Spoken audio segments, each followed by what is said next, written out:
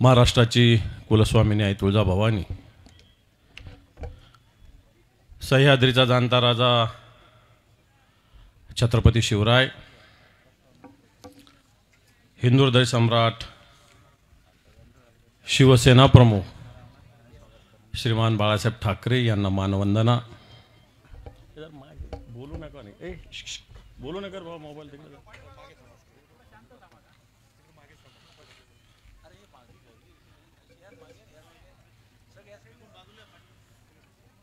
आजच्या या सभेस मार्गदर्शन करण्यासाठी उपस्थित असलेले या महाराष्ट्र राज्याचे मुख्यमंत्री म्हणून ज्यांनी काम केलेलं आपले पक्षप्रमुख माननीय उद्धवजी ठाकरे साहेब, शिवसेनेचे खासदार माननीय संजयजी राऊत साहेब, व्यासपीठावरील सर्व मान्यवर डॉक्टर जयप्रकाशजी मुंदडा, नागेश पाटील आष्टीकर, बबनरावजी थोरात, सुभाषरावजी वानखेडे, विनायकजी भिसे, एकनाथजी पवार, संतोषजी देवकर, जगन्नाथजी देशमुख, रुपालीताई, तारफे साहेब, उपस्थित व्यासपीठावरील सर्व जिल्हा प्रमुख संदेश देशमुख, गोपू पाटील, महिला आघाडीच्या जिल्हा संघटिका पुहडताई, उपस्थित सर्व माता भगिनी आणि बांधवांनो,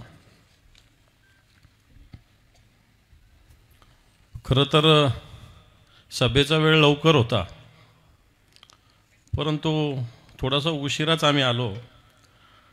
म्हटलं आता कल्याण नाईटमध्ये काय उघडतं पाहू, माधुरी नाईटमध्ये काय उघडतं पाहू, श्रीदेवी नाईटमध्ये पण काय येतं तेही पाहून घेऊ, बरोबर आहे का नाही। मग सभा मी बघतो साहेब, आणि मग एकदा काय काय निघतं, ओपनमध्ये काय, मग सभा झाल्यावर क्लोजमध्ये काय काय होतं तेही बघू। खरं तर आपण टाळ्या वाजवल्यात, आपण हसलात, पण या कळमनुरीचं नाव याच्यामुळं बदनाम झालं हे तुम्ही लक्षात ठेवा। एक व्यक्तीमुळं या कळमनुरीचं नाव पूर्णपणे बदनाम झालं। तुम्ही किती चांगलं काम करा, बऱ्याच आमदारांना आम्ही भेटत असतो तर त्यांच्या खिशात वेगवेगळे कागद असतात। समजा माझ्या खिशात काही कागद काढला तर बाबा इकडं एखादा पाझर तलाव करायचा, इकडे एखादं रस्ता करायचा, इकडे या विभागातून हे काम करायचं, असे कागद असतात आमच्या खिशात। तुमच्यातल्या आमदाराच्या खिशात जर बघितलं तर त्याच्यात नुसतं निघेल कल्याण नाईट काय, मिलन नाईट काय, श्रीदेवी नाईट काय, हेच निघतं तुमच्या ह्याच्यात, आणि याचीच चिंता असते। आणि मला असं वाटतं अशा पद्धतीनं काम जर होत असेल, कारण लोकप्रतिनिधींची एक जबाबदारी आहे, एक आपण या लोकशाहीमध्ये राहत असताना लोकप्रतिनिधींची एक जबाबदारी असताना ती पार पाडण्याच्या ऐवजी इथल्या तरुणांना रोजगार देण्याच्या ऐवजी जुगारामध्ये अडकवणं, इथल्या तरुणांना रोजगार द्यायच्या ऐवजी मटकेचे आकडे काढायला सांगणं, इथल्या तरुणांच्या रोजगाराच्या संधी उपलब्ध करायच्या ऐवजी इथल्या तरुणांना व्यसनाधीन करणं, चांगले व्यवसाय शोधायच्या ऐवजी वाळूच्या गाड्या चालवायला शिकवणं, आणि मला असं वाटतं अशा प्रकारचे लोकप्रतिनिधी जर जात असतील इथून तर मला असं वाटतं यांना वेळीच आपल्याला रोखावं लागेल। कारण या भागाचे, या जिल्ह्याचे, या मराठवाड्याचे, या राज्याचे वेगळे प्रश्न आहेत। आपण सगळे ग्रामीण भागातले लोक असताना हा मराठवाडा सातत्यानं शिवसेनेचा बालेकिल्ला राहिला। हा कळमनुरी सुद्धा 1990 पासून मला वाटतं मारुती शिंदे इकडचे आमदार राहिले होते, जे जे गद्दार झाले त्यांना घरी जनतेनेच पाठवलेले ना, आताही जे गद्दार झाले यांना घरी त्यांची जागा व्यवस्थित आहे, लक्षात ठेवा। जनतेमध्ये ही जागा या निवडणुकीनंतर राहणार नाही, कारण या भागातील शेतकऱ्यांचे वेगळे प्रश्न आहे, सिंचनाचा प्रश्न आहे, आणि असे प्रश्न असताना त्याच्याकडे लक्ष देण्याच्या ऐवजी मला वाटतं फक्त स्वतःच्या स्वार्थामध्ये लक्ष देणे चुकीचं आहे। मग इसापूर धरणाचं पाणी आपल्या तालुक्याला मिळालं पाहिजे, हा सुद्धा मुद्दा आहे। याच्यावर कधी आवाज उठवला का? या तालुक्यातील शेतकऱ्यांना पीक विमा 100% मिळाला पाहिजे, याच्यावर कधी आवाज उठवला का? या तालुक्यात गारपीट झाली, वादळ आलं, वारं आलं, शेतकऱ्यांना मदत मिळाली पाहिजे, याच्यावर कधी आवाज उठवला का? नाही.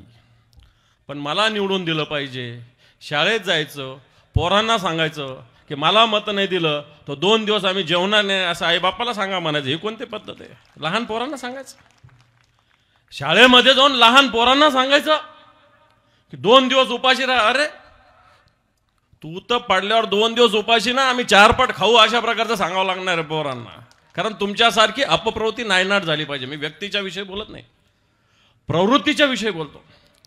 कारण या भागातील सोयाबीनच्या उत्पादक घेणाऱ्या शेतकऱ्यांचा प्रश्न आहे, कापसाचे उत्पादन करणाऱ्या शेतकऱ्यांचा प्रश्न आहे. आज सोयाबीनचा भाव कुठे गेला आहे? 4,000च्या आसपास सोयाबीनचा भाव आहे. जो सोयाबीन उद्धवजी ठाकरे साहेब मुख्यमंत्री असताना 10,000 रुपये पण गेला होता. जो कापूस उद्धवजी मुख्यमंत्री असताना 11,000 11,500 रुपये पण गेला होता. इकडे हरभरा सुद्धा मोठ्या प्रमाणावर आहे. आज याचा जर भाव बघितला तर मला असं वाटतं आपण जे शेत आता उन्हाळी खरडा मारावा लागेल आपल्याला शेतात. या उन्हाळी खरड्यापासून ज्यावेळेसपासून पीक येतं तोपर्यंत जर खर्च बघितला तर आपली मेहनत सुद्धा निघत नाही, अशा प्रकारची स्थिती आहे. आणि ह्याच्या विरुद्ध कोणी आवाज उठवत नाही. सोयाबीनच्या विषयी अशी स्थिती असताना केंद्र सरकार तेल आयात करण्याचा निर्णय घेता सोयाबीनचा भाव खाली पाडतं. कापूस चांगल्या पद्धतीनं पिकत असताना कापूस आयात करण्याचा निर्णय घ्यायचा, कापसाचे भाव खाली आणायचे. अशा प्रकारची नीती जर केंद्राची आणि राज्याची असेल तर या शेतकऱ्याला वाली कोण? आणि या शेतकऱ्याला वाली होता, या महाराष्ट्रातील शेतकऱ्याला वाली होता की जे मुख्यमंत्री उद्धवजी ठाकरे साहेब झाले, पहिला हा निर्णय घेतला होता 2 लाख रुपयाची कर्जमाफी करण्याचा निर्णय उद्धवजी ठाकरे साहेबांनी घेतला. हा शेतकऱ्याचा वाली होता. आता काय 2,000 रुपयासाठी आपण मरतो? 2,000 रुपये देता म्हणजे उपकार करता? 2,000 3 टप्प्यात देऊन असा उपकार आहे की आम्ही शेतकऱ्यावर फार उपकार केले. पण कापसाचा विचार केला तर पर क्विंटल 6,000 रुपये खिशातून काढून घेतलेले. सोयाबीनचा विचार केला तर पर क्विंटल खिशातून 6,000 रुपये काढून घेतलेले. आणि एकीकडे एक पर क्विंटल 6,000 रुपये काढायचे आणि वर्षभरात 6,000 द्यायचे आणि शेतकऱ्यावर मोठ्या प्रमाणावर उपकार केल्याची घोषणा करायची. आपण बांधून आपल्याला सावध राहावं लागणार आहे. आज मोठ्या मोठ्या घोषणा दिल्या जातात. हर घर छत सांगितलं होतं 2016ला, 2022 पासून हर घर छत दिलं जाणार.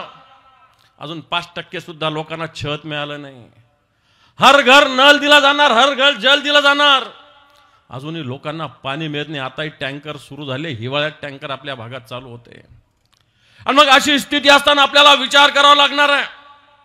येणाऱ्या काळामध्ये मोठ्या मोठ्या घोषणा शासन आपल्या दारी. काय करतं शासन? इथं तर 2 नेते आहेत, आमदार पण आहे खासदार पण आहे. अर्ध तुझ्या घरी ना अर्ध माझ्या घरी, शासन आपल्या दारी. अशा प्रकारची तर यांची भूमिका आहे. हा याच्यासाठी भांडतो, तो त्याच्यासाठी भांडतो, पालकमंत्री म्हणून भांडतो, टक्केवारीसाठी भांडणं होतं त्यांचे. आपण मोठ्या मोठ्या घोषणा देत असताना या शेतकऱ्याचा वाली खऱ्या अर्थानं आज कोणी नाही. आपण मोठ्या मोठ्या घोषणा दिल्या गेल्या, शेतकऱ्यांना प्रलोभनं दिली गेली. ही प्रलोभनं मला वाटतं पूर्ण होऊ शकले नाही. सांगितलं जातं किसान क्रेडिट कार्ड, आयुष्यमान योजना. कोणती योजना आहे? प्रधानमंत्री सिंचाई योजना. कोणत्याच योजनाने फक्त टीव्हीच्या ॲडव्हर्टायझरवर आणि होर्डिंगवर या जाहिराती आहेत. आपण येणाऱ्या काळामध्ये अशा लोकांना आपल्याला घरी बसवावं लागेल. यांनी उद्धवजी ठाकरे साहेबांची शिवसेना प्रमुखाच्या विचाराची गद्दारी केलेली आहे. हा महाराष्ट्र निष्ठावानांचा आहे, छत्रपती शिवरायाचा आहे. आज शहाजी महाराजांचा आज मला वाटतं जन्मदिन आहे. छत्रपती शिवरायांचा हा महाराष्ट्र आहे. या छत्रपती शिवरायांच्या बरोबर ज्यांनी हिंदवी स्वराज्य निर्माण केलं होतं ते मुरारबाजी होते, ते तानाजी मालुसरे होते, ते बाजी प्रभू देशपांडे होते, ते येसाजी कंक होते. निष्ठावानांचा महाराष्ट्र होता. लोक यांना लक्षात ठेवतात, तानाजीला लक्षात ठेवतात, बाजीला लक्षात ठेवतात. सूर्याजी पिसाळाला आणि खंडोजी खोपडेला लोक लक्षात ठेवत नाही. लक्षात ठेवा, या आपल्या इथं सुद्धा हे सूर्याजी पिसाळ आणि खंडोजी खोपडे निर्माण झालेले आहेत. म्हणून आपण निष्ठावानाचे छत्रपती शिवरायाच्या विचाराचे मावळे आहोत. म्हणून येणारी निवडणूक जी होईल या निवडणुकीत खऱ्या अर्थाने यांना घरी पाठवावं लागेल, यांना विचारावं लागेल की तुम्ही महागाई बहुत हो गई, महंगाई की बार अब की बार मोदी सरकार म्हटले होते, या महागाईचं काय झालं? 2 कोटी बेरोजगारांना रोजगार द्यायचं आश्वासन दिलं होतं, त्याचं काय झालं? 15 लाख रुपये खिशात पाठवणार होते, बँकेच्या खात्यात पाठवणार, त्याचं काय झालं? मग या सगळ्या विषयाचा विचार आपल्याला करावा लागेल आणि याच्या विरुद्ध रान कोणी उठवलं असेल, या देशात सुरुवात कोणी केली असेल तर ते उद्धवजी ठाकरे साहेबांनी. आठवा तो महाराष्ट्र 2019चा कोविडच्या काळाचा, ज्या काळामध्ये आई मुलाला विचारत नव्हती, मुलगा बापाला विचारत नव्हता. देशात हाहाकार, जगात हाहाकार मांडला होता. उत्तर प्रदेशमध्ये गंगेमध्ये प्रेत टाकली गेली होती, गुजरातमध्ये लोक रस्त्यावर तडफडत होते. त्या काळामध्ये या महाराष्ट्रामध्ये उद्धवजी ठाकरे साहेब असे मुख्यमंत्री होते. प्रत्येकाला आरोग्याची व्यवस्था, प्रत्येकाला बेड, प्रत्येकाला औषध. या कोविडच्या काळात खऱ्या अर्थानं महाराष्ट्र ज्यांनी तारला, ज्यांनी जगवला ते म्हणजे उद्धवजी ठाकरे साहेब. लक्षात ठेवा, तो काळ आपल्याला विसरता येणार नाही. आणि म्हणून मला असं वाटतं येणाऱ्या काळात या उद्धवजी ठाकरे साहेबांच्या नेतृत्वाखाली या महाराष्ट्र हा महाराष्ट्र क्रांतीवीराचा आहे. या महाराष्ट्रातून क्रांतीचे अनेक वेळ शिंग फुकले गेलेले आहेत. आणि मला वाटतं आपण हा महाराष्ट्र, हा सह्याद्री हिमालयाच्या मदतीला जात असताना जेव्हा दिल्लीवर भगवा फडकवेल, त्याच्यामध्ये या महाराष्ट्रातून सगळ्यात जास्त खासदार असले पाहिजे आणि त्यात हिंगोलीचा सगळ्यात पुढे असला पाहिजे असा संकल्प आपण करा, अशा प्रकारचं आव्हान करतो आणि थांबतो. जय हिंद, जय महाराष्ट्र. धन्यवाद साहेब. एबीपी माझा, उघडा डोळे बघा नीट.